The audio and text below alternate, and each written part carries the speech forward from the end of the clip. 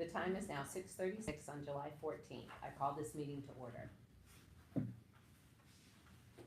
Board members, I will now entertain a motion to approve the meeting agenda for this evening. Motion made. I second. I now have a motion and a second, so I will call the vote. All those in favor, please signify by saying aye. Aye. All those in favor, please signify by, all those in opposition signify by saying nay. The vote of 4-0. We do not have anything on the agenda under old business, and we will now move into the new business portion of the agenda. Our first item of new business is as follows: adoption of bylaws and meeting guidelines.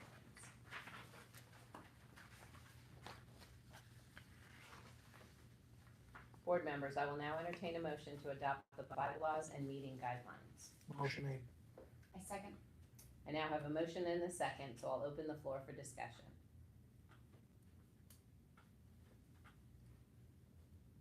If there are no additional questions or discussions, I will now call this item to a vote. All those in favor of the motion as stated, please signify by saying aye. Aye. All those in opposition signify by saying nay. The motion carries with a vote of 4-0. Our next item of new business is as follows: election of a vice chair. Board members, I will now ask for a motion to nominate a vice chair.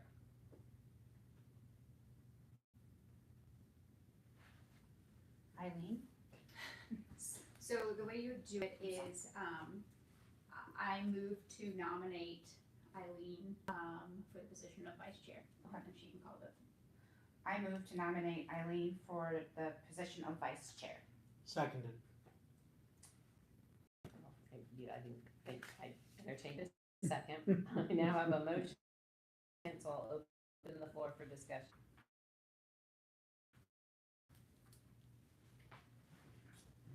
If there are no additional questions or discussions on this item to a vote, all those in favor of the motion as stated, please signify by saying aye. Aye. All those in opposition signify by saying nay. The motion carries with a vote, of 4-0. Our next is as follows: Zoning Board of Appeals training.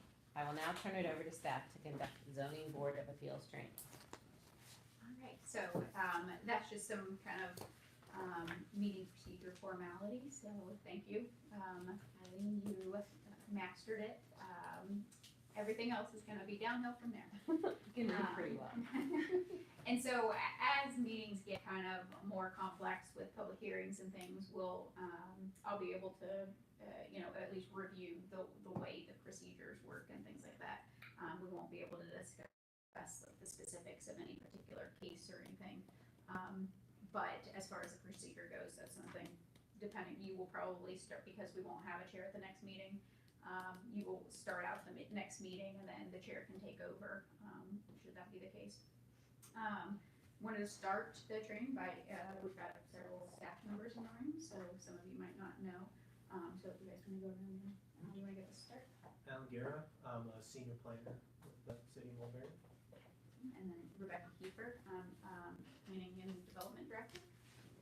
Like Ash, Director of Operations with City of Mulberry. Chandler Faith, it's city clerk. Mackenzie Batista, planning coordinator for the city.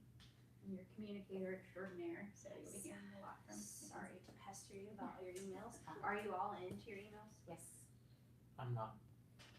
But we can. I am, but I can't put the app on my phone. If you could just send my other email, that would be fantastic. Because at work, I can't have more than one Outlook account. And that's okay, it doesn't need to go on your phone, but from an open record standpoint, you don't want them merged. Yeah, no, I don't want to merge Oh, them. okay. And I can't, we're a highly regulated industry and I couldn't merge them anyway.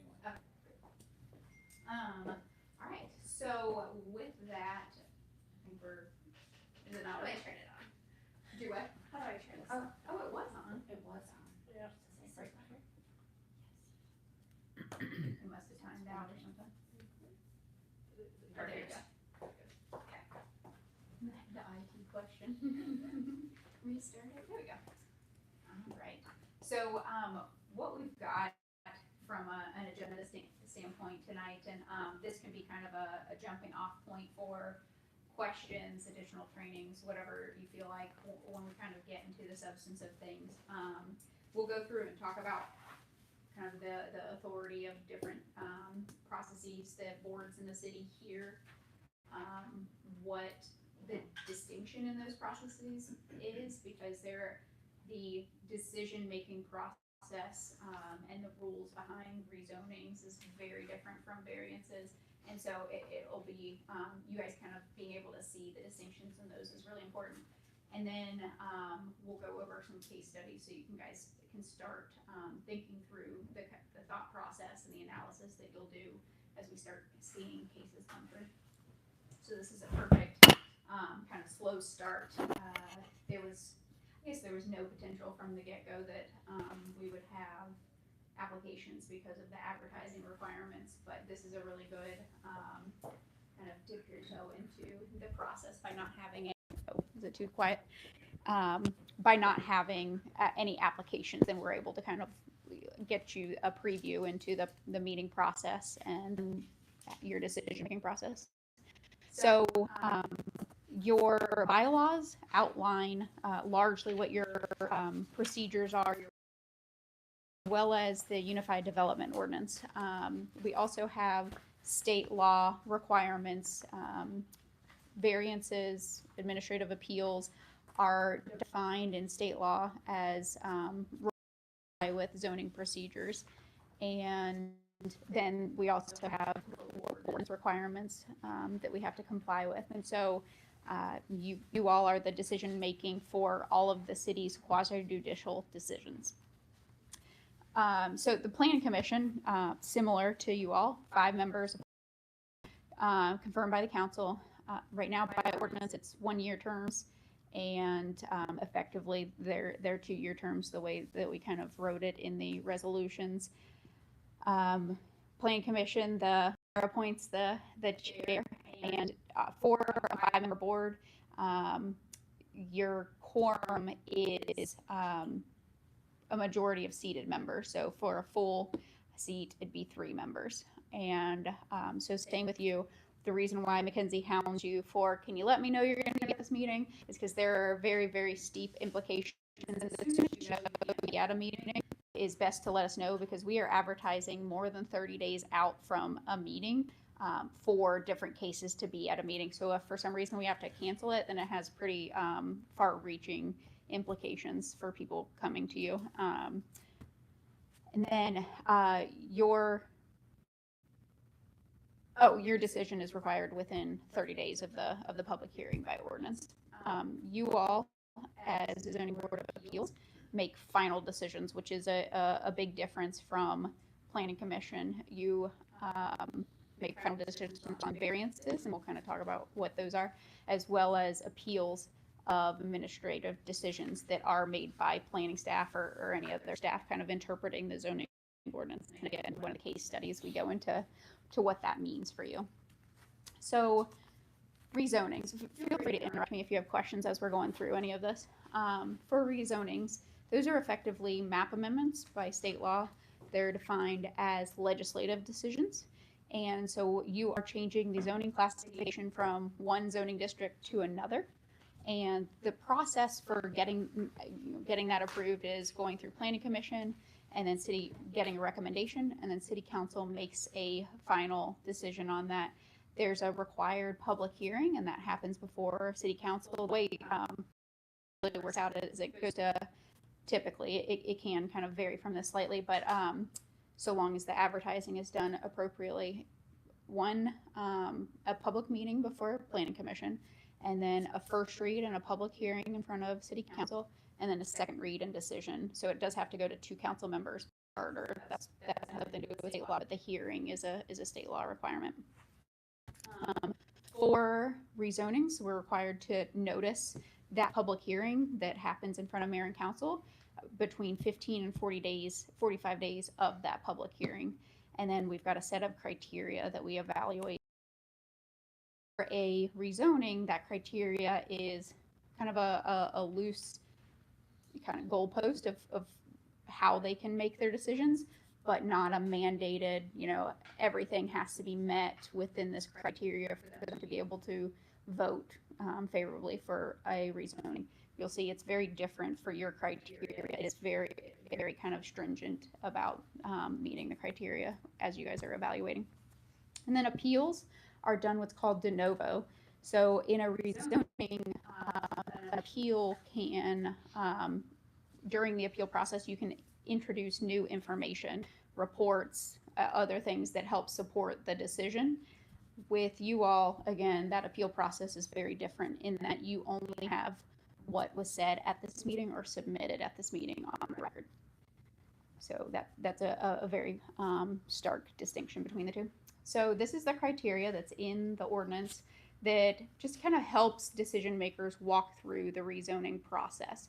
Not mandated. It is a discretionary decision about whether or not it supports the policy of the city council, but this is kind of the goalpost for those decisions. Generally, aligned with policy documents, how it impacts adjacent properties, that sort of thing.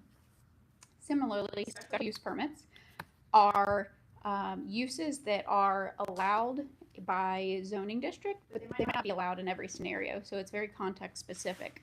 So the zoning ordinance effectively says this use is potentially allowed in this zoning district, but you got to ask and you got to present kind of the reasons why your context, your situation meets, makes this appropriate for that particular place. So it's a process an applicant might have to go through if the use that they want on a property is identified as requiring a special use permit. Similarly, it's a legislative decision that requires the same advertising as a rezoning by state law. So 15 to 45 days, and that the advertising that is required locally is a sign posted on the property, letters going out 2,500 feet radius to adjacent properties, as well as a legal ad published in the paper. And then there is review criteria with being the same as the rezoning, but then there's some added criteria. And then again, that de novo appeal that you see. So this is the additional criteria above and beyond the rezoning criteria that we see. Text amendments, another legislative decision, same notice, same process, same review process. It's just if there's a desire to change the text of the zoning ordinance, Unified Development Ordinance, anything that is zoning district, so even the sign ordinance, because it's regulated by zoning district, would have to comply with these requirements.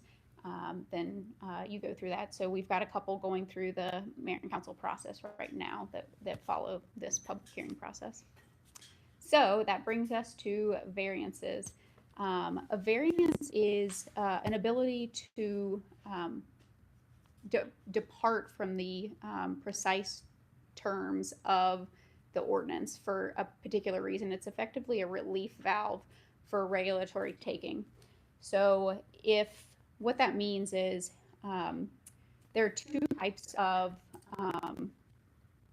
takings, if you will. There's regulatory taking, there's as applied challenges and kind of as written challenges. And so an as written is on facially is kind of the actual term. So a facial challenge to a zoning ordinance is where no matter how you apply it, there's something unconstitutional about the way that is written. What we see most variances provide relief for is an as applied constitutional taking. What that means is facially, it's fine. There's no reason why there is a constitutional issue with that. But as it's applied to a particular property in a particular situation, it is resulting in a constitutional taking. A good example is a stream buffer.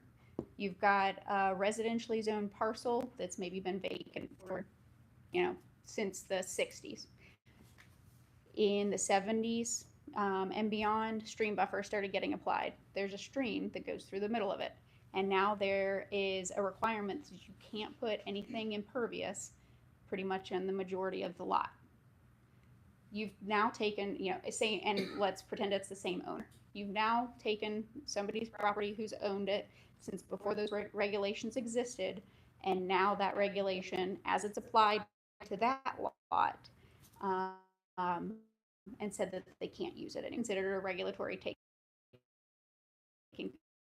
You have no on property based on how this is applied. And so, you'll see that in different, there is a stream buffer on a property, does not, kind of rise to the level of regulatory taking. But variances is the relief valve so that we don't have to have variances, but it's so that as those different conditions arise, we don't have to go to the superior court to resolve it. We can say, hey, we recognize that this is a regulatory taking. We don't want to do that. So here's your variance. So that's the process that you all go through, to determine when those regulatory takings occur. And then just by comparison, an administrative variance is relief at the administrative level. So you all won't see administrative variances, but they're usually lesser in degree. The ordinance spells out precisely what administratively we have the authority to do. And so that's a way to, most people don't have an issue with the kind of level of relief in those conditions. A lot of times, I can't remember if it's in our criteria, but a lot of times the criteria could even be different for those, in that it's more of a, this is minor enough, let's go ahead and give them the relief kind of threshold, as opposed to this is a true, needed relief because of that regulatory taking. Any questions so far? All right, so now we have our standards for granting those variances. And these are the ones that you want to, and we will through our staff reports that you all receive. So in your packets, every month you'll receive the agenda minutes from the previous meeting. So obviously we didn't have any this time.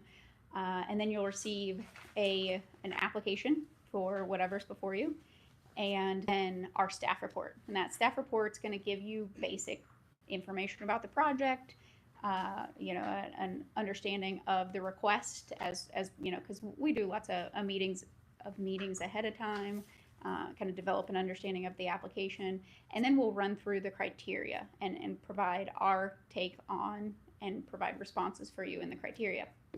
And then we'll provide a recommendation: approval, denial, approval with conditions, postponement to a date certain. We will articulate all that in the staff report and kind of give you reasons why, because it doesn't meet all of the criteria, whatever the case may be.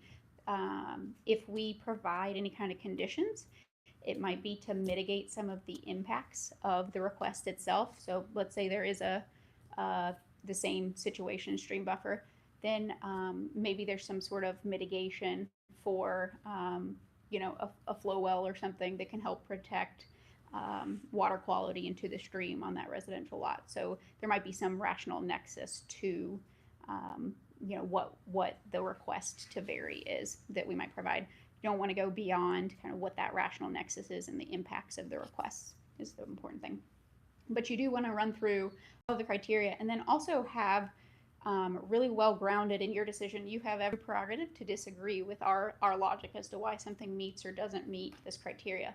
But what you want to do, and what is very important because of appeal process and just for kind of good decision making, because if it is not stated on the record at the meeting or in a document in your packet, then the appeal process, they can't guess what your decision making process was. So it's important for you to state in your motion, I move to deny because it doesn't meet criteria 1, 3, and 6, because of X, Y, Z. You can be succinct in it, but you do want to state the reasons for denial, because if you don't state it there, then we're just left to kind of support an appeal based on what's written.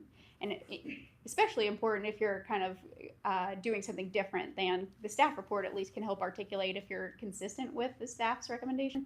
But especially if it's different than staff's recommendations, it'll be important for you to articulate that. And on your variance granting a power. So there is a list of 6 things that you cannot vary. And so this is something that we on the staff level will likely kind of catch and identify and Potentially, if it's something that we need to bring to you anyway, we might recommend denial. Hey, noting that you don't have authority to approve this anyway, so recommend denial.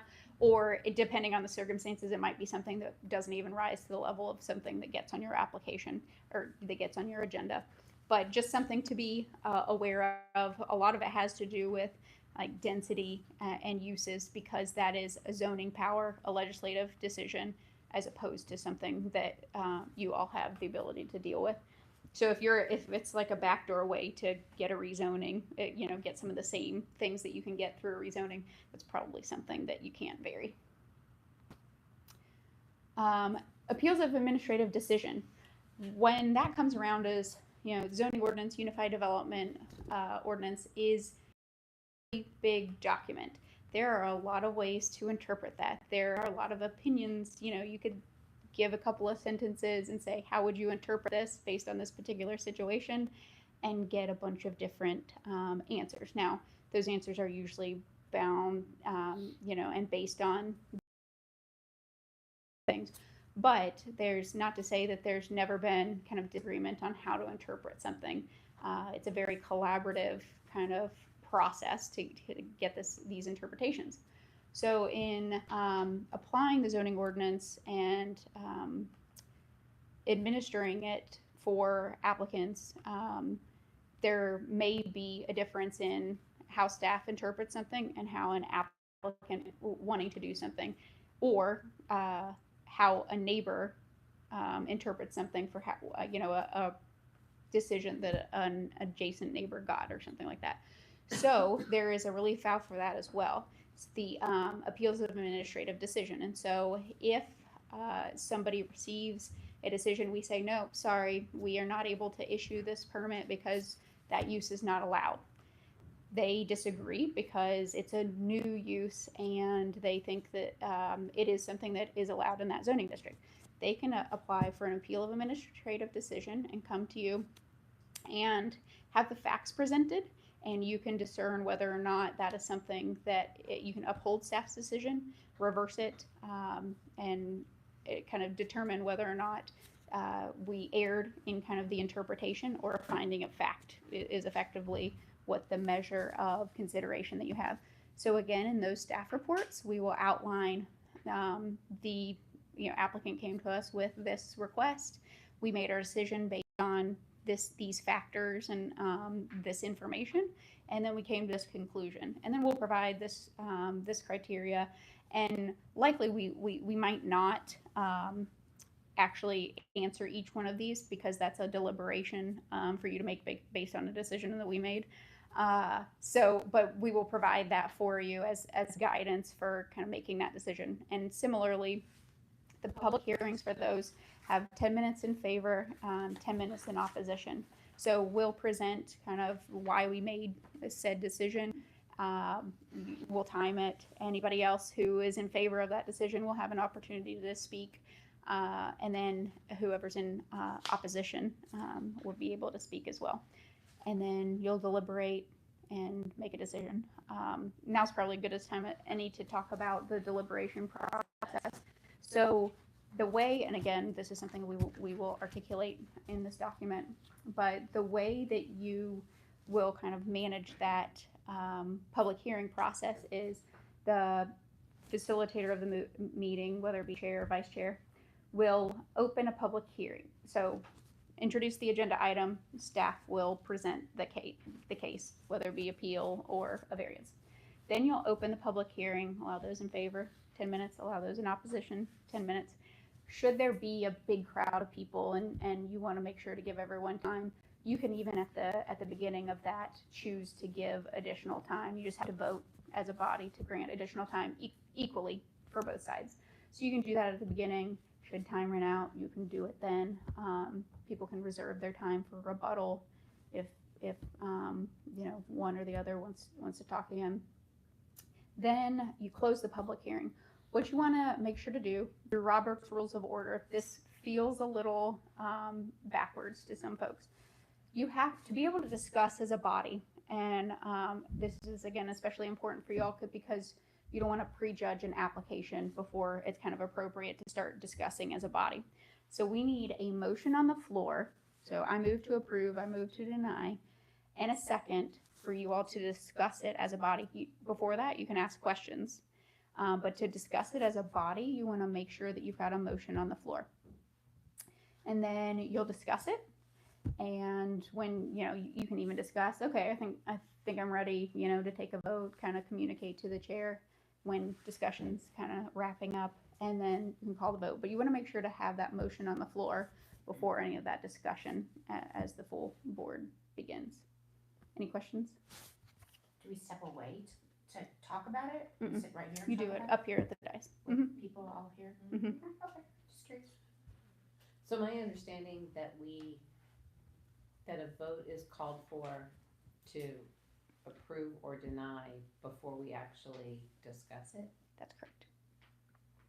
So how does whoever it is, and now I'm thinking maybe it's not gonna be me, that makes that call for, have we made eye contact? Have we shown little, voted fingers behind the desk? Like, how do you get to the point where you, Are ready to make a motion?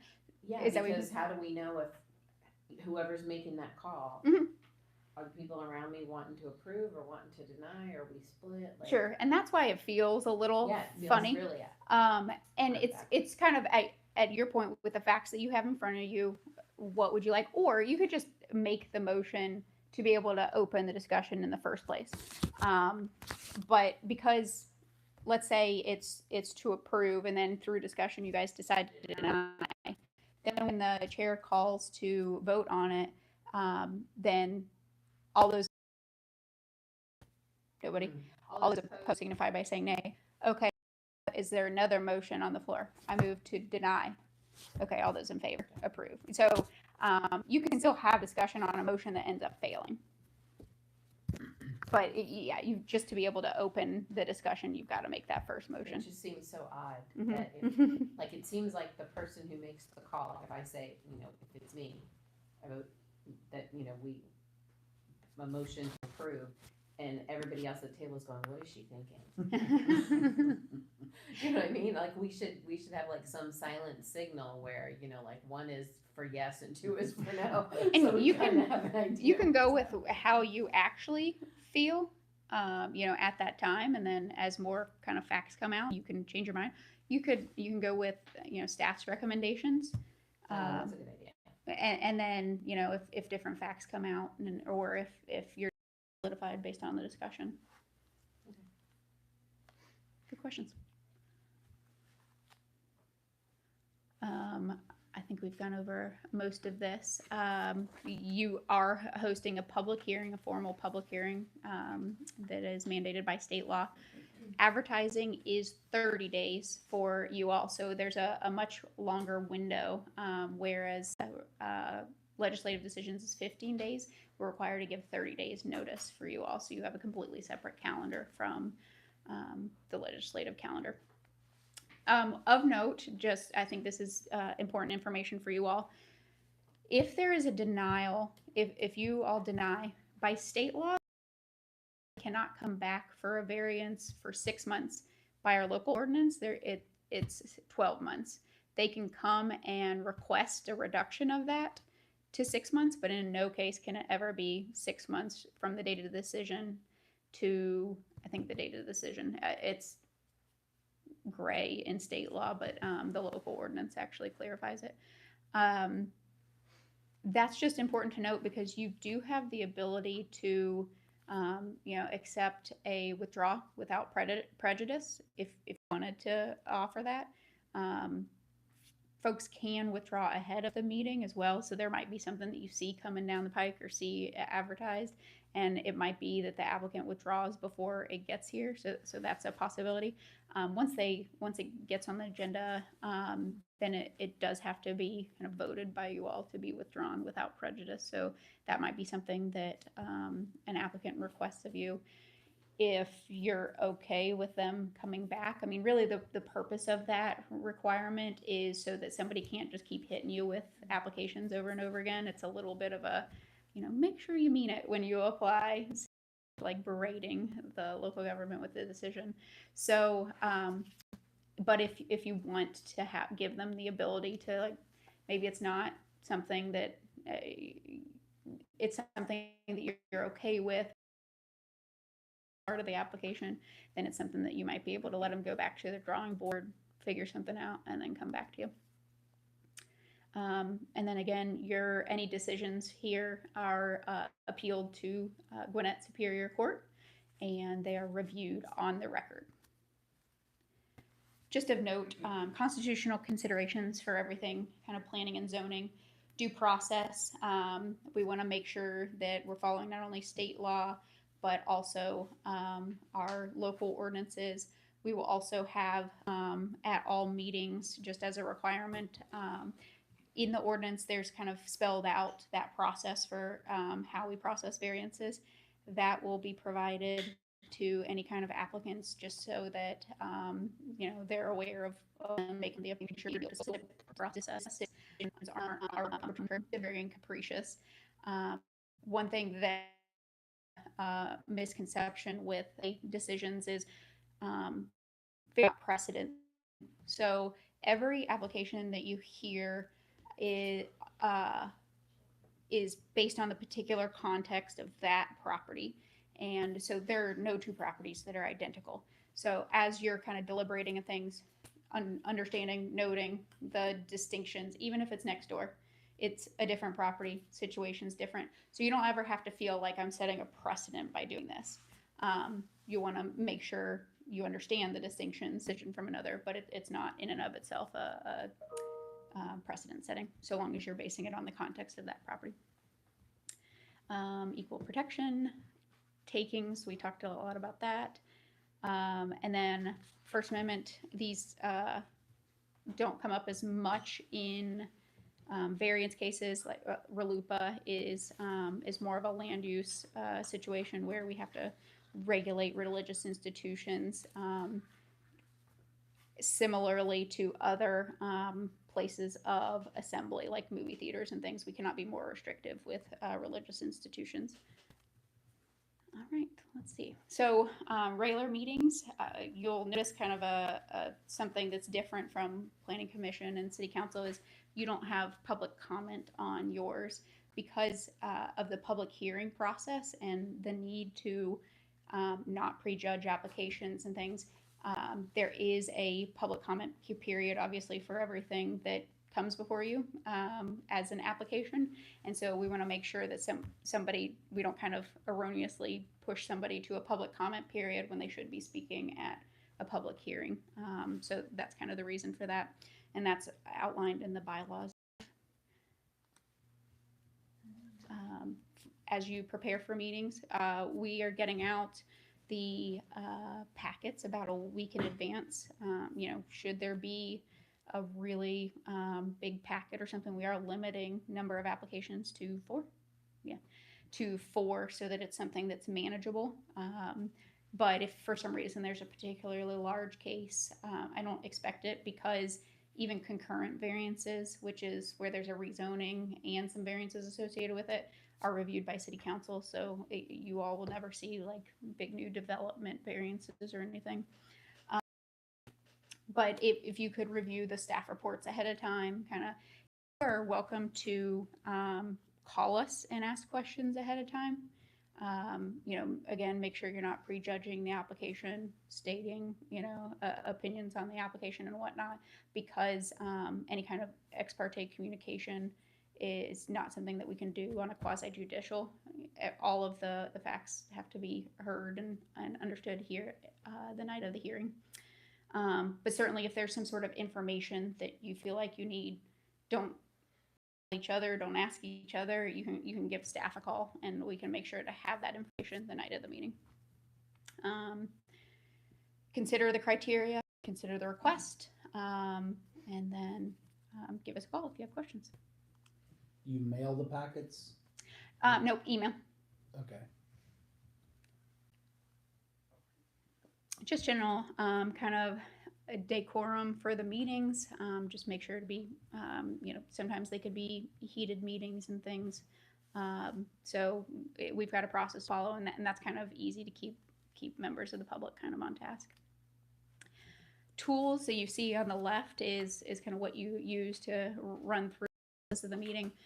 The document on the right is something, as we get applications, we'll start preparing for you. We call those motion sheets. And so you see that big chart. The paragraph above it is effectively, and if there are multiple cases, that's how we distinguish one case from another. So that's the basic criteria for the case, just to identify it. And then the chart is all the possible motions that you might want to make, and we highlight the one that is staff's recommendations. That helps you formulate your motion, just as you're up there. If it's heated, you're on the spot. If you need something to kind of ground you in, I know I want to deny this, or I know I want to approve this, but I want this one condition.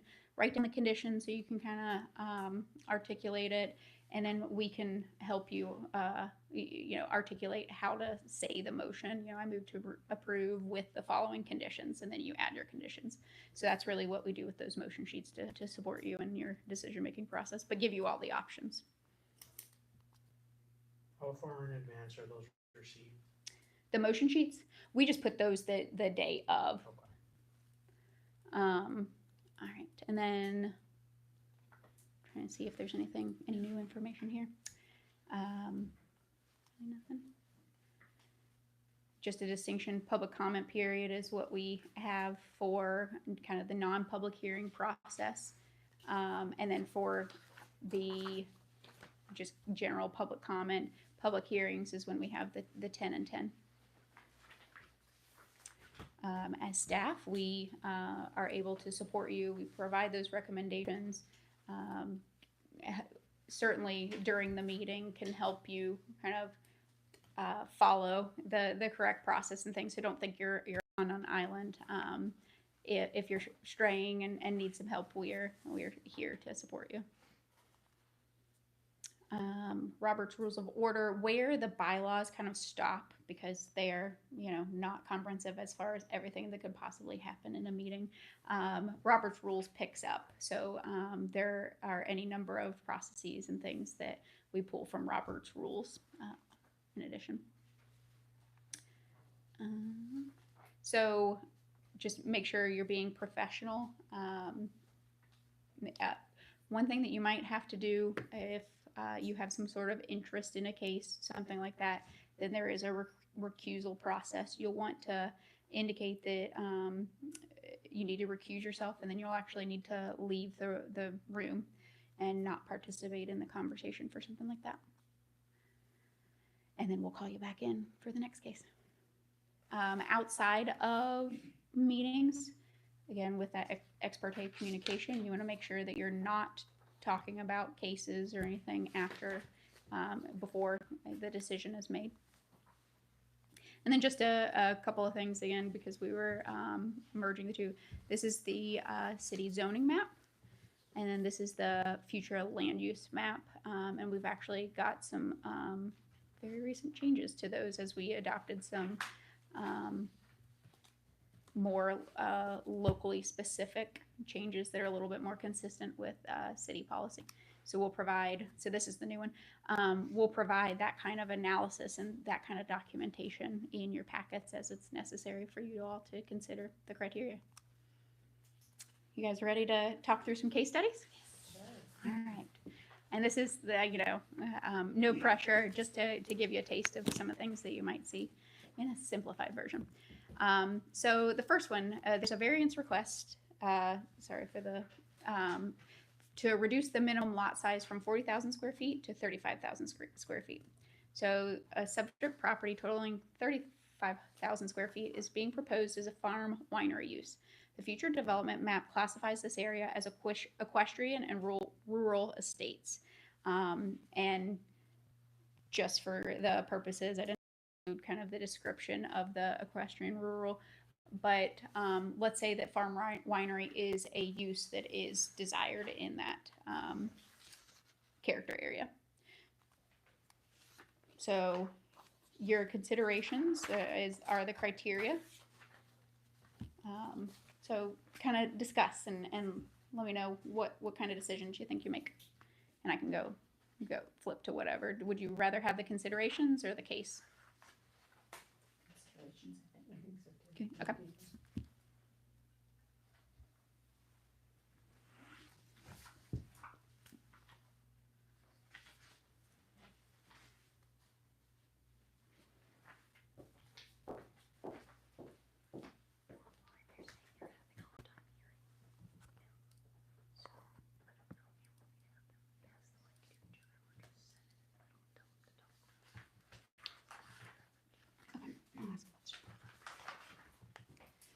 And just as you're deliberating, the audience online is saying they're having a hard time hearing. So as you guys talk, if you wouldn't mind either talking louder or past the mic that's right here on this.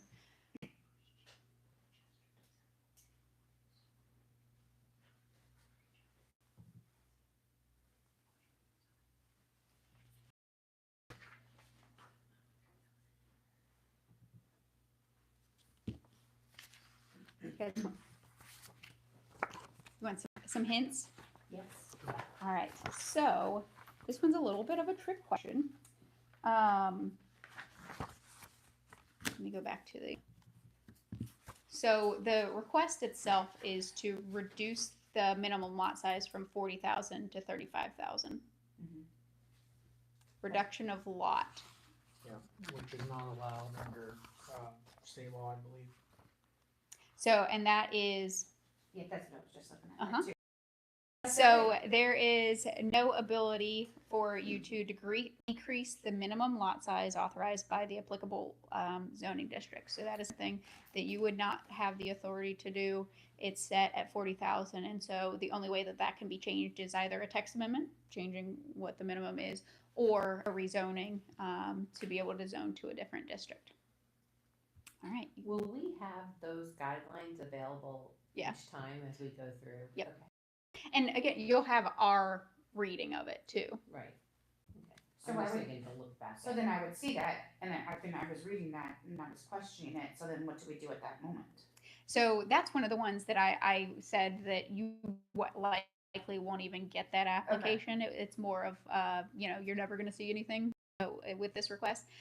There are some cases where we might need to bring it through and say, look, you don't have authority for this, but you need to make a formal decision. It just kind of depends on the context. But we would provide that. Hey, we don't think that you have the authority to do this. Here's the text, and you'd have all that information up front. All right. So the next one is an appeal of administrative decision. So staff approved a plat to allow us the subdivision of our property zoned it's zoned R75, and the lots that are on this plat are 3/4 of an acre. The minimum lot size in the Unified Development Ordinance is 10,500 square feet. A neighbor that has a 10-acre lot adjacent to this lot that just got the plat approved administratively appeals the decision. So they are impacted by that decision. So they identify that they have standing to be able to make this appeal, and that's part of they have to demonstrate to you that they do have standing. Proximity is kind of an indicator of standing. So they have to identify that they have standing, and they appeal the decision that staff should not have approved the density because the comprehensive plan, the future development map, indicates that it's an equestrian rural estates, and that future development map identifies that lots in that character area should be 2 acres or more. Does everyone understand the particulars of the case? So it's an R70, it's currently zoned R75. Staff approved a plat because it met the R75 standards. Says that they character area that lot should be 2 acres or more.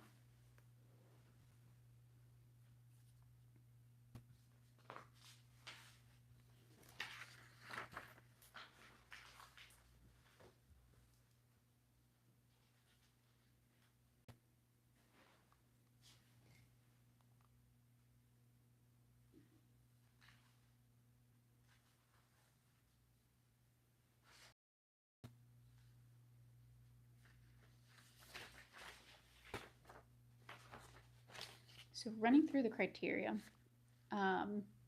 we've got to understand, did whoever make the decision act within their authority? So does the ordinance spell out that staff has the authority to do that?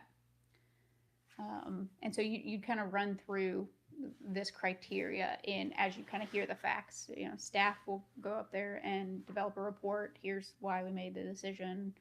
Here's the information in the ordinance. And then the neighbor will present their case as to why. Probably, have the future development map as, an exhibit or something that they present to you, talk through why they think the case was erroneous. So your role would be to kind of sort through what's been presented to you and understand kind of, was there a material fact that was erroneous? Or did the staff err in their decision? So do you guys have any thoughts on kind of the particulars? So in the future development map, is that 5 years in the future, 1 week in the future? How does that apply in this?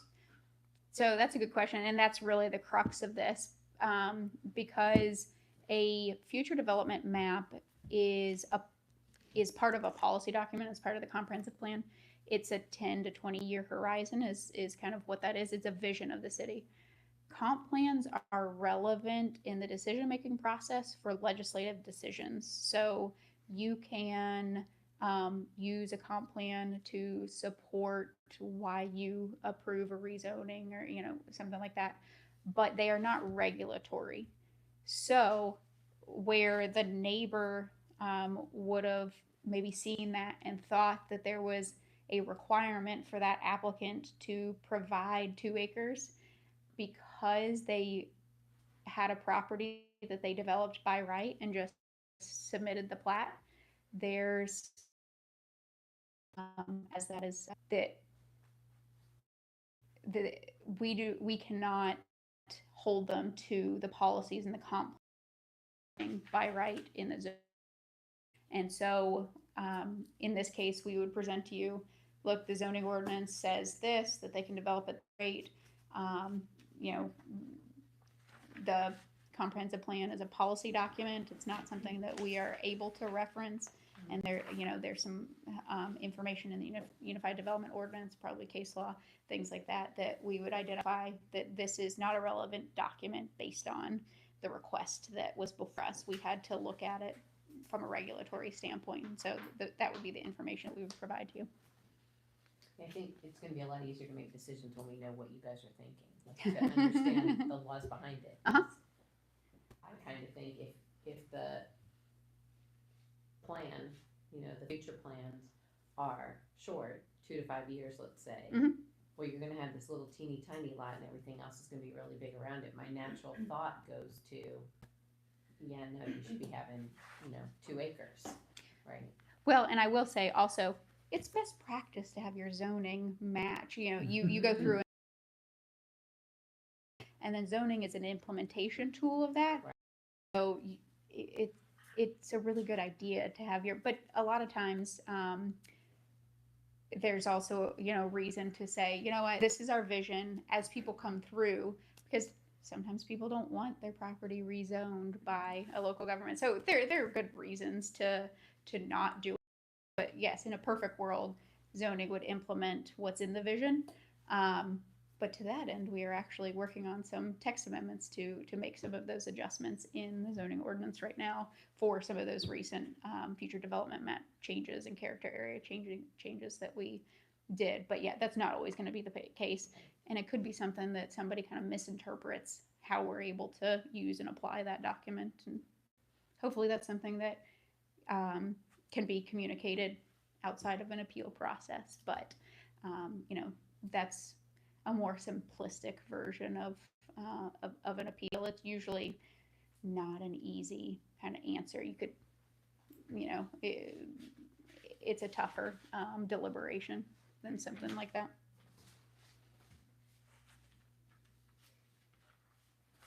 All right. Any other thoughts on that? I think that's everything.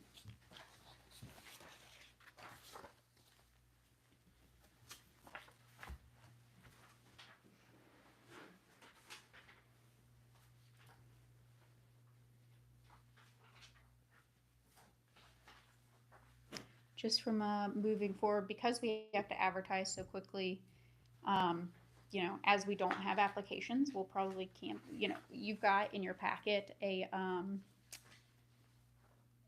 list of upcoming meetings. So if you could go ahead and put those on your calendar, let us know the ones you can't come to, and we'll go ahead and start a matrix of kind of attendance and things. And we'll probably still ask you to confirm as we get closer to. But we will also be able to give you probably pretty far in advance notice because of needing the advertising so far in advance, whether or not a meeting needs to be canceled or something. So we'll let you know, cancel it in all the right places. Because if we don't get applications, then we won't meet. Oh, okay. Yeah, it sounds like we are probably going to have one we probably won't have one it's probably for the September cycle, I would think, because of advertising. Yeah, we don't have enough time to advertise for the 19th, so we may or may not have a August 19th meeting, just because we would have already had to send the ad from a timing standpoint. We got like a schedule of when an application deadline is to when the meeting is, because we've got to time out you have to have the legal ad about a week in advance to the paper for it to be able to publish. So then we have to back into that date. So that's how I can pretty definitively say we don't have time for the 19th from a 30-day standpoint. So we're probably looking at the earliest September. Any You're other right questions? on the cusp. Of like, I'll be there, but 2 days later I wouldn't be. Okay, all right. For the September and the October. Okay.